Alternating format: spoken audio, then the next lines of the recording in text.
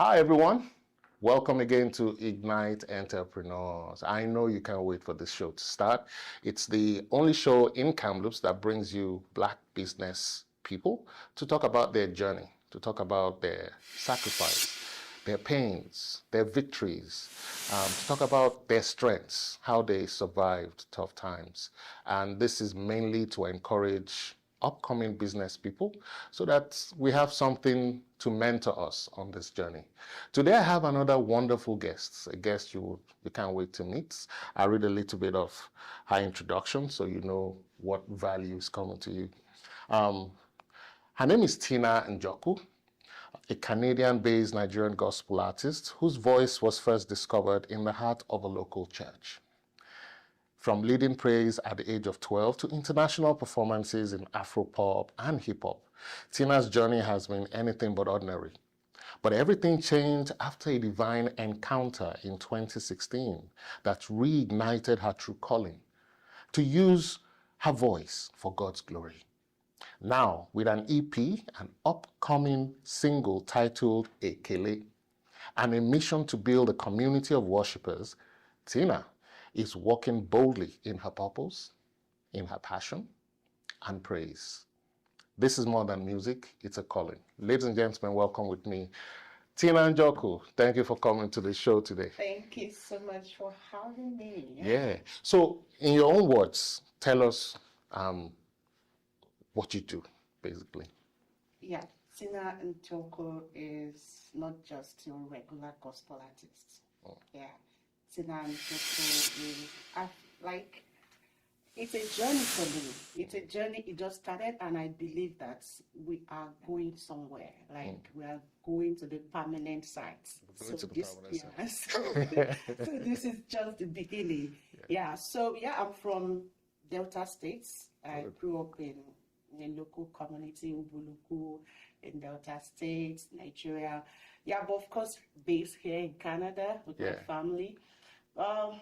Also from a Christian family where, we have value for humanity, love, not just love, but, genuine kind of love where you don't have to segregate that this one is this one's son, this one is this one's daughter. Yeah. Those values really planted a seed in me that today I can boldly have people in my house and treat them as my kids as well, So and I grew up seeing my mom go to church all the time, participate in everything. Like she was among the drama. She was in the drama group, and for each time she's going to church, she's always going with me. I was a pet at the time, so she goes with me and they sit down here. And one day the choir master said, "Come on, little child, what are you doing there?" I'm like, "I'm waiting for my mother." He said, "Come and join us." And that started like that. So one day, it was an annual Thanksgiving. That was actually what gave back to the music part of me. It was an annual Thanksgiving, and the choir mistress that was supposed to lead the praise that day didn't come. So they said, "Tina, come, you can do it." I'm like, That's always an opportunity for many people that I've heard. People will be, it's your turn, just put on the spot, and you rose to the occasion. Exactly. We have rehearsed, and that's the only thing now I know now. I said, "Don't worry, you can do it. We believe in us." Okay. So my mom said, "Come on, go and do it." And I said, "Okay, if it's at home now, you sing everywhere. Come on." And I said, "Okay." I took the mic. And guess what? That was what gave back to the artist that you're seeing today. How old were you then? I was 12. Wow. Yeah, I was 12, so you can imagine a kirikou like me jumping and, I'm all, because the choir then was, adults, mainly adults, boys and girls, but much bigger than I am. How did you feel as a 12-year-old? It was quite, initially it was quite intimidating, because just carrying the mic and I'm seeing other people behind me. But at some point I gathered the courage, because when I was singing, I felt the spirit. I felt I was connected to people's hearts. I felt people were connected to my voice as well. So when I was leading the praise and worship, I could feel someone say, like, oh, getting it. So I started, and just like that, and when it got to the worship, the praise section, I nailed it. I'm like, oh. And at the end of it all, one woman I cannot forget, Mommy Jeffet, she walked up to me and said, "Oh God, you did well. Have you been singing from your mommy's belly?" I'm like, ooh. And that's actually spiked, that part of me that I didn't know exists. So how did you get into business, per se? Okay, yeah. So after that, I started my life. 2027, I released my first album titled "Heal Me." Okay. That's how the journey started from the church. So I started doing this on different churches. So any church I go, they invite me for night vigil and all that. So 2007, I released my first single titled "Heal Me." Heal Me. Yeah, okay. Heal Me. And that was it. It was widely accepted. Churches were calling me for not just to come and sing, but to be part of the choir. Then I was quite young. I was quite young. What inspired that song, Heal Me? Heal Me. What inspired it was my journey. I think one day my sister, my elder sister called me and said, then I was born again. They mean, I would call it the traditional born again. Yeah, okay. I'm sorry. So the traditional born again. So my elder sister called me and said that she has been poisoned and she was giving up. So I like, what happened? And he said, just come, just pray for me, even if it's the last thing. I heard that you do good and God answers your prayer. Just come. So I traveled. I got there. I saw her wearing my labu skirt and all.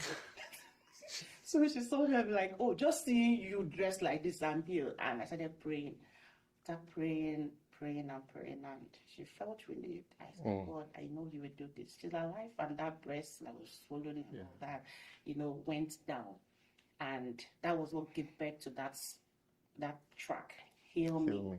Heal Me. How was the track done? Yeah, the track was produced by a producer in Oka named Sports. Yeah, I actually walked into his studio and said I wanted to do a song. I'm like, you this small girl. How old were you then? I don't want to mention. Okay. We keep it secret. How much do you have? I will pay. Small, I will pay. And if you don't have the money, so don't worry, I have 5K now. If I do this one, by the time I go back and come, more money will come, stuff like that. So yeah, he just said, sing, let me hear. That was how I sang. And like, oh, okay, you think you have the voice, let's go. So your getting into music was not only because you could sing, you could also negotiate business. Yes, now to talk to exactly. It's not just about music. I meet people. The first thing that comes to my head is, what can we do outside friendship? Yeah. I want to see other things about you, not just focusing on relationship, this, that. I want to see if I can, spike that kind of thing in you that was okay tonight. It's not just about this, let's do this other thing and do this other one and all that. So I think I have that enterprising. So I have that personality to, so that was how I started with sports, and from there we did one track, 2 tracks, and I started doing voiceover. You did voiceover? Yeah, I did. To so many things that I don't even know, because they would just bring it and say, come and sing. Yeah, I will sing. This is what you're going to say. I'll say it. And started doing backup as well. So some artists would come to the studio, they would just call me and said, you when you get money to pay, just come. I will do one track for you. I don't even collect money because I just want to be there, Yeah, so that was how I started. This journey sounds very, very interesting. Along the way, were there times like you felt, maybe I should not do this, maybe I should stop? You felt like just giving up? Yeah, I would take that from when I did a major relocation from the city of Oka to Lagos. Uh,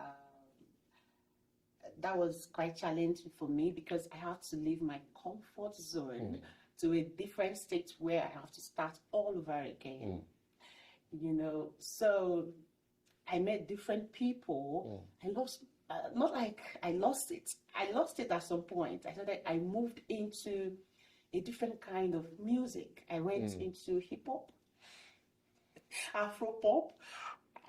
What were you doing in hip hop? Were you rapping or? I was singing. Yeah, I met different kind of friends who believe different things in different things. You know, I just felt like I could give it a try. Let's see, you know. So I started that way, and I shot a video in Dubai. I did a video in Dubai. I traveled. Hip hop video. Hip hop. Like gospel. Not gospel, hip hop. Like hotter than fire. Yes, like what was the reaction of your I'm sure you had fans. Yes, already. My pastor back in Oka was like, what happened to her? How did she get here? So her wife was who I see as my godmother because you know, living in a place where your parents are not there. I don't know, for some reason, God has been pecking me with people. So God was using her to peck me, put me in the right direction, always calling my attention to things I feel like doesn't matter. So she called me and said, Tina, I saw one news that you were in a club somewhere in beach. Is that you? Oh my God. And you posted it on your Facebook. Go and bring it down. You are a child of God. And I said, Mommy, I'm sorry. For now, I think I should just go with that. And she felt really embarrassed. That was the last time I heard from her. I'm sorry. I know one day she will get to know that God has rearrested me. How did you feel that time? Oh, I'm just curious. What made you give up gospel and go into hip hop? I can't call it the major relocation, but I don't know, for some reasons, I just felt like this gospel is it must be like a person I'm pretending, like I'm always wearing long skirts, wearing long trousers, you know, and I know blue, make I just try other things, you know, let me try other kind of music and see. But yeah, that was, those were the times, and that's first one. The second one was, you know, coming after I had the encounter, 2016, January 4th. It was a major encounter because for me, I was looking at myself as, come on, God had to appear in my dream, spoke to me for that length of time, asked questions, I interacted with him, and he said, what can you do because you know me, without expecting anything in return? And I asked, I don't have money. I can't do anything for anybody. Look, I'm not even a believer anymore. It's not like I do not believe. I go to church, but not with that kind of seriousness I started with, you know. I used to pray for people and they would tell me they are now okay. I can't boldly do that. I'm now a spoiled brat. Oh God, let me explain so you understand my predicaments. I have seen bad things. I don't know if you understand. So I was explaining all this to him. I am more worthy again. I can't even, nobody would believe me. Nobody, if you say this to me, I can't even say it out there. That you appeared and you say this, they will say she don't drink. I don't know if you're getting it, but how am I going to start? And he said, don't worry. Just ask for something, just to prove that I'm your God and I'm calling you for this purpose. I'm sending you to do this for me, that I am your God. Just ask. And I said, okay, let me shuffle the things I want, maybe car, maybe house, and all that. I asked, and truly, that came to pass. He gave me 1 year. Said, in 1 year, this will come to pass. And it happened. I just released my first EP last year, to 2004. After like 7 years, what happened? What have I been doing? That's because I have been in doubt. I have been questioning, unworthy me. untruthful me. I've been questioning myself, confused. How am I going to go with this? How am I going to get the support I need? But the moment I came, and even though he has been reminding me, come, you have a good voice. You say you they sing. Why not just try it? Come on, be doing that. I know one. I'll give excuses. But the moment I came out and I discussed it, he accepted it and showed support. The second time, I felt like, oh, I have been the one actually depriving myself this whole luxury of becoming God's anointed singer. So there was self-doubt. Did you say self-doubt? Swallowed. It's not just self-doubt, it's self-denial. Like I told myself I would not be able to do it. I told myself, no, not my kind of person. I am not a righteous person. I am not perfect. And God loves these people. Not knowing that is not true. But now that I've realized it, sometimes I say, God, I'm sorry. What do you have to say to people who's listening to you now and they have the same self-doubt or self-disbelief? One thing I would like to say is stay true to your calling. Sometimes these things like, disbelief, self-doubt is actually what I call trying period. Those is considered your downtime. Try your best to pull them behind and tell yourself, I can do it. And the moment you say to yourself, you tell yourself, look, I can do it. You give it a try, you start again and again, even if you fail, you will continue to try. Definitely you will get there. That is it. Because that thing will continue to tell you that you cannot. You can't. But tell yourself, I can. For God to have chosen me, for he came to me, an ordinary me, carrying his, this mantle. How? But he has seen the best part of me, and he knows. Just continue to tell yourself you can. No matter what. See those things as trials, and all the face we go, and you will face the reality, which is Thank you. Some people have also mentioned that during the downtime that there's a lot to learn. That when you're down, when you're like falling, don't think it's not for a reason. That is also for a reason. What do you have to say about that? Yeah, it's for a reason. The reason is you learn how to be patient with yourself. Because sometimes you want it now. You just want things to happen and you want it now. I want to record a kele. I want it recorded now. And when your producer comes up with, no, I have other things to do, and you have your money, like, no. There's something, God wants you to learn patience. He wants you to learn value. He wants you to value those things when they come. If you just want it now and get it now, you will lose value for them.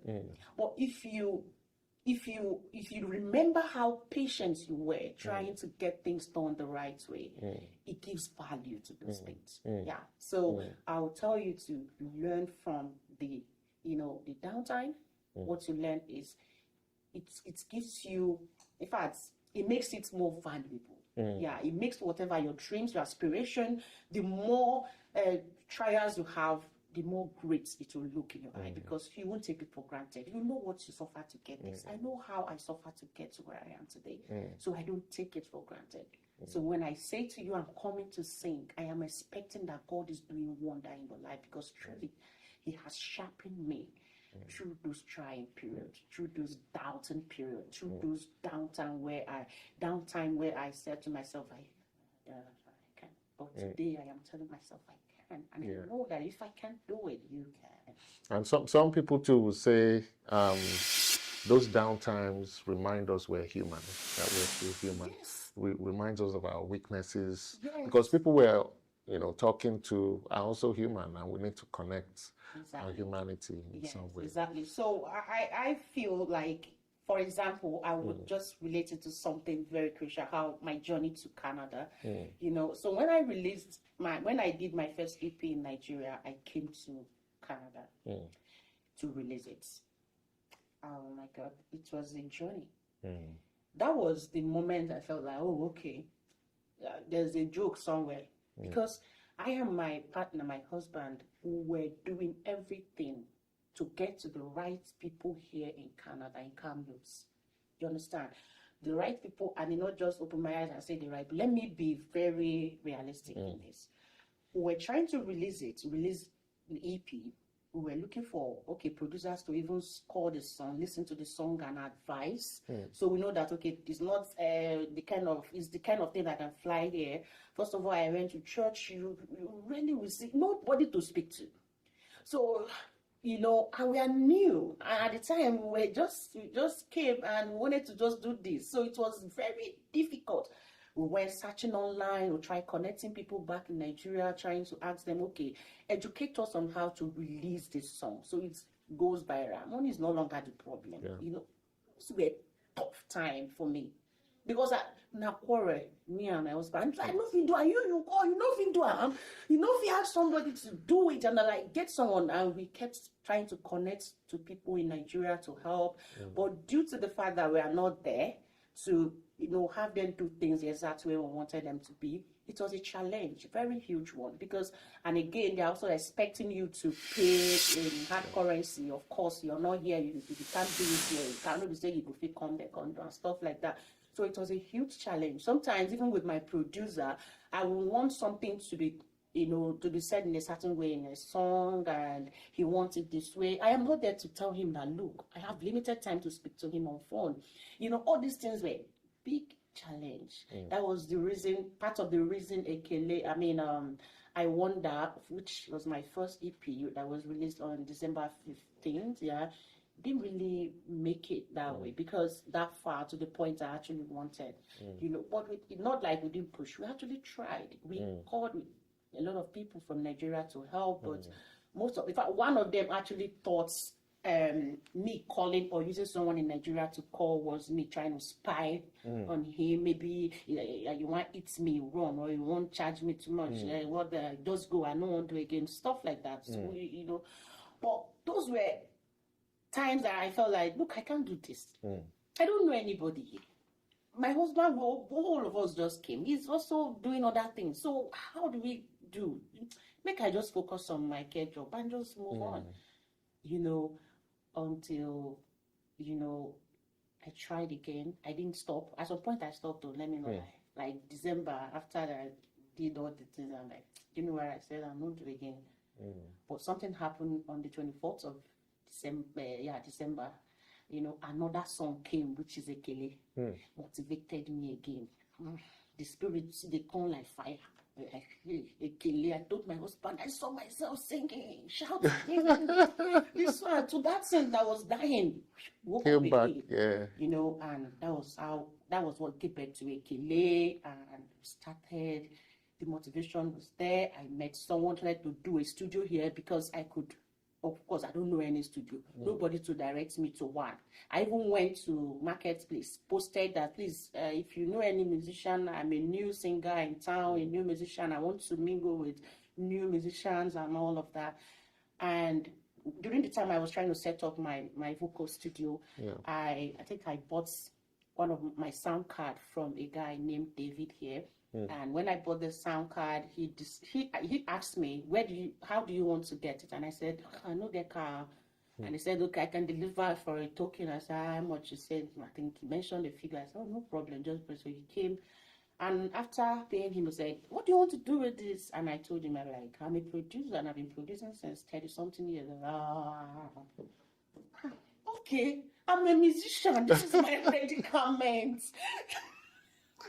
This is my predicament. This is what I've been going through. Like, I've been here and I've been struggling to release my song. I've been doing this. I've been trying to... The same challenge that you had. Yes.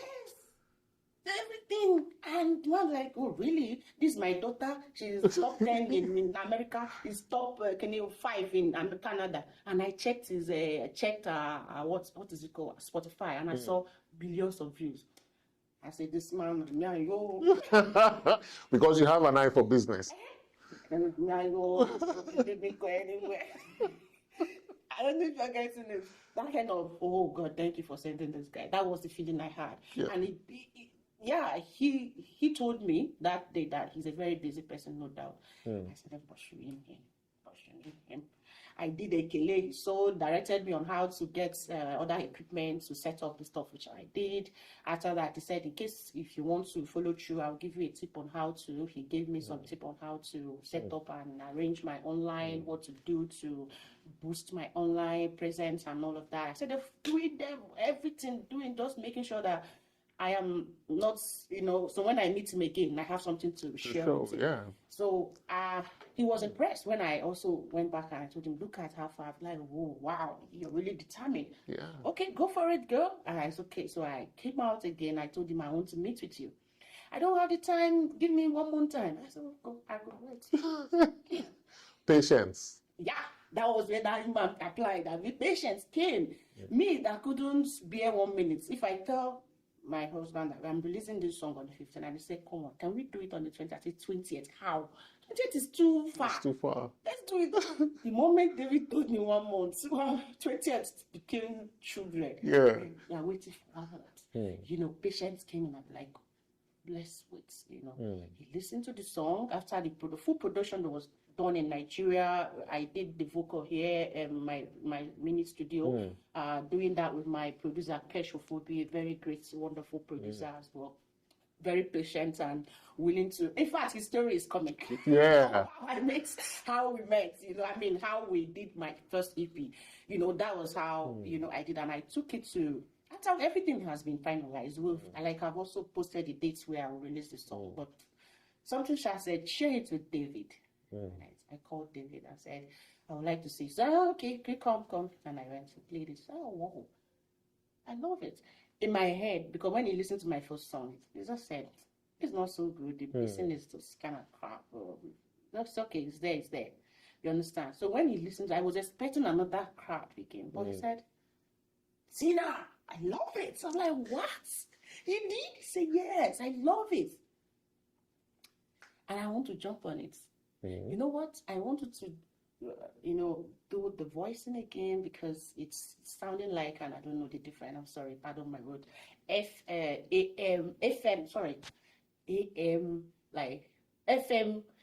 is FM radio and AM radio. So he said it sounded like AM radio instead of FM stereo. Radio. Yeah, stereo. Yeah. So that I will need to, retract my voice. I'm like, I don't know what that means. They just use that English. I just accepted. I said, no, I don't know. Until the day he gave me the day to come, and he said, you're doing your whole vocals afresh. I'm like, what? Well, after doing it, I felt like, wow. And I gave him some things that I just told him that these are the kind of things that I wanted. He said, don't worry, everything will be okay. My money, the fat. So let me pay. I said, no, you're not paying. There is something about you and this song that I want to invest my time and also connect with. I'm gonna do the playlist, I'm gonna do this, I'm gonna do that.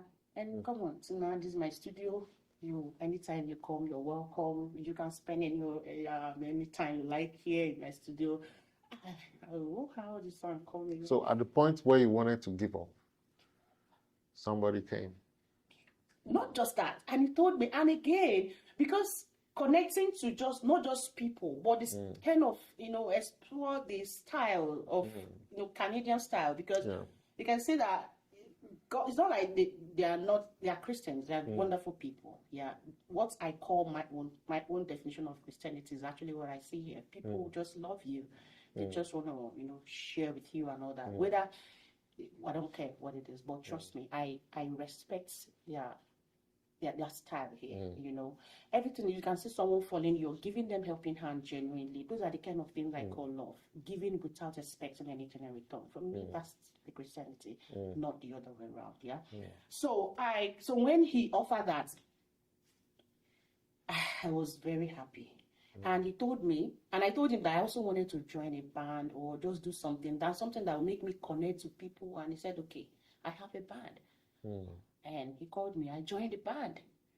I also met with, I think he also told me for the video, I think we are connected to another, I've forgotten his name right now.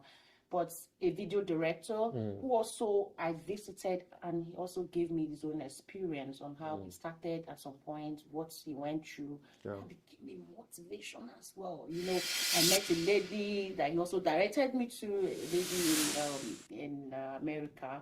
You know, the community, I spoke to them. These people were like speaking like say they be God or backyard. They give me, you can't give up, you can do it. Meet people, align with them, listen to them. If it leads you to break boundaries, like adjust, not just doing gospel, because you might not, you know, it's not like you can't make it in Canada if you're doing gospel alone. But if you have to join band to, you know, kind of explore and dive into the kind of thing that you're seeing around to help you build, you know, that artist you want to be. I think it would be a good idea if you want to try. Why not just try? And I said, okay. So as I speak, I am in a band where we don't play only gospel. We play other kind of songs, you know, both old school, new ones, contemporary. Yeah, just to make sure that that artist that I want to be, I'm able to build it to accommodate the environment where I am. I mean, to make sure that the environment where I am, I'm accepted. I go there. Even I know that one day I will perform in the stage after singing maybe a love song, and I will just say to someone here, God loves you. And if that is the only thing I'm able to say, I know God will use it to touch one or two persons. That's brilliant. Yeah. So I don't want to limit myself. That's brilliant, because when we go to new places, some have the mind of, oh, this is my lane, this is just where I want to be. But it's important to get into the spirit of the people, the culture, get to know who the people are, you know, and then find out how you fit into the system to lift the system up. That's great. Now, we'll go to that point. I know your story is massive. In fact, if you write books, you can, but we'll go to that point where we'll listen to 5 things that kept you going. Okay. When the journey was tough, when you started, when it looked like there was no way, when no one was there. 5 things that kept you going. Maybe something in your mind, or principles or values. One, I wouldn't do anything without it. Is knowing that this journey, I didn't call myself to do it. God actually called me to do it. So that's what I call staying true to your call. So each time I remember that I am not doing this for applause. I am not doing it to get kudos from anybody, but to fulfill my destiny and on what makes me happy. Because for each time I do any of this, there's this fulfillment I get. So that's number 1. 2 is the energy. Sometimes I look at myself and what speaks to me is my energy. I just woke up, I want to do something. So I don't take it for granted. So always listen to that, your intuition, your energy, because you wake up sometimes and you want to do something, but something is drawing you to do it. Don't keep it for tomorrow. Don't do procrastination thing. Let me do. Don't worry, I'll do it. Just do it. The moment you do it, you will see that there's something accomplished. You have accomplished the mission. And you didn't know that. You didn't know. Just always pay attention to the energy. Anytime it comes, once electric, just do it. Then the third one would be self-motivation. Self-motivation is very, very important. Sometimes we have some kind of people that would want to get, motivated by people around them. It's very normal. It's very, very normal, absolutely normal. For you to, look up to someone and tap from their energy, just have them say something for you to be motivated. But if you are able to always tell yourself, this is what I have to do. Tell yourself that, and I have to do it. I don't need ABC to remind me that I have to do this. I have to do it. I have to do it. Keep telling yourself, I can, and I will do it. You would definitely do it and even exceed. Yeah, that's number 3. Number four, I would say pray to God. God is our source of inspiration any day. When you read the Bible, if you're the type that reads Bible, or if you're the type that prays, doesn't matter how many minutes, hours you spend praying, but be connected to Him. Sometimes in my singing, when I'm singing, you're here, I'm not here. I close my eyes, so you can see you connected. So when I connect to Him, it gives me the power to stay true. It gives me, I feel the power. I feel the power of, yes, you can become a better version of you always, and I'm here for you. Because if I'm here for you, no one can be against you. So that reassurance comes when you pray, when you connect to your God, anyhow you like to do it. It doesn't need to be in a specific way. Yeah, so always connect to God through reading Bible, to stay singing, maybe praying and all that. So let's try to. Yeah. And finally, the last one is my upbringing. Yeah, I can't take that for granted. The reason is because each time I remember where I am from, I'll see the need to make it alive. I go show. My upbringing, I see the need to give energy to anything I'm doing. If I was weak before, maybe I just wake up and said, this is podcast today, I'm not going. If I remember that, look, if my mom is here, was alive for it, and I tell her that this podcast, who knows? You say, hey, oh God, you started it, don't complicate it. You know, he would. So remember the value for humanity. Remember the value that this woman struggled, made all without anybody's help. And none of you don't even reach half quarter over, and you want to sit down doing what? So it's my upbringing always. When I think about it, when I reflect, remember where I'm coming from. Also, I'm not sorry. When I saw something on my I want to do it. I want to make it. The hunger to make it is always there. The hunger to do good is always. Even when I'm misbehaving, sometimes yes, I don't get stubborn. But remember that your mom won't be proud. Yeah, your family will not be proud of you. You will disappoint them. So, so people like us, we have few people that advise us. What advise us more is where we're coming from. Our humble beginning, do this and do that, and seek God's blessing, and know that if you do this, you're going to drag the poor family you have. So always remember where you're coming from. Nobody made it there. That doesn't mean that all of you will fail. Remember, you have to go and make the family proud. If all the seed that have died, one go from somewhere grow, let that one be you. So always tell yourself that, yes, anything may have happened, but come on, I am born this. Thank you. Thank you for making this show spicy, flavorful, interesting. Thank you. Viewers watching, I'm sure you'll agree with me that this has been one of the most spectacular episodes we've recorded. It's not always we get very passionate people that are artists, but this episode stands out. So I hope you got a lot from this episode. If you're an artist, don't give up. Believe in yourself. And when you're almost giving up, pray. Believe in your journey. Look at those down moments as catalysts, as something there for you to learn about who you are, about the people you want to sing to, the people you want to reach. Because your gift is a sort of medicine. It's a sort of medicine that brings healing to many people. And for medicine to be really good, it has to be tested. So those down moments are moments for you to inflect. Think about things. Think about yourself. Think about your journey. Never give up. Believe in your dreams, because somebody somewhere needs it. And in your journey, no matter how rough, there have been people or things planned that will make your journey easier. So don't stop. Keep going. You're just about to meet something that will blow your mind. Thank you so much for being on this show. I would not forget, Ekele is coming and dropping Ha. very soon. Okay, now for that one, you can talk to this camera.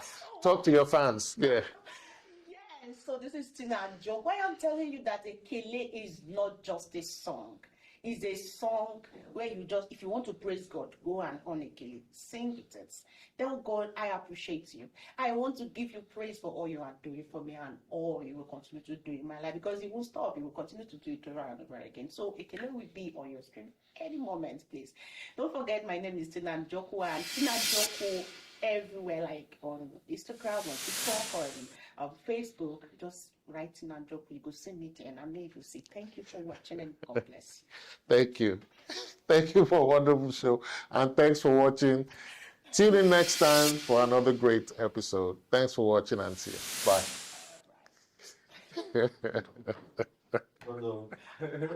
Thank you.